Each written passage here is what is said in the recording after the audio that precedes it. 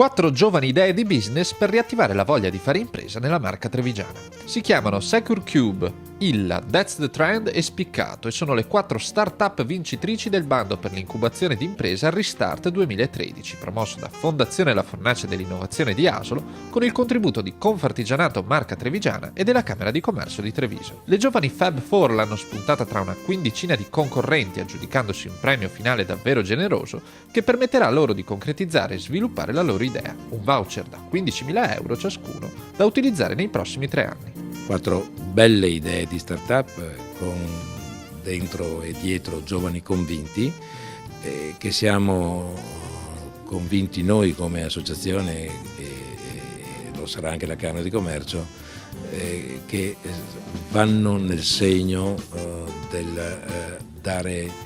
prospettiva ancora alla manifattura trevigiana.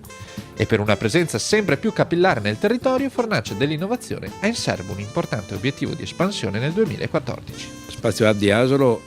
dopo il suo primo anno di vita, ha dimostrato che l'offerta di un luogo dove far discutere giovani con testimonianze di imprenditori, con loro e tra di loro, del loro futuro e quindi anche del possibile futuro in chiave di autoimprenditorialità ha pagato e ha anche soddisfatto gli amministratori locali che non possono più promettere un posto facile, ma possono al massimo promettere un luogo dove parlare di futuro. Quindi noi sogniamo che il 2014 sia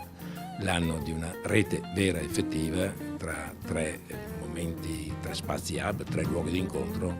Asolo, Treviso e Marino di Piave, che significa Sinistra Piave.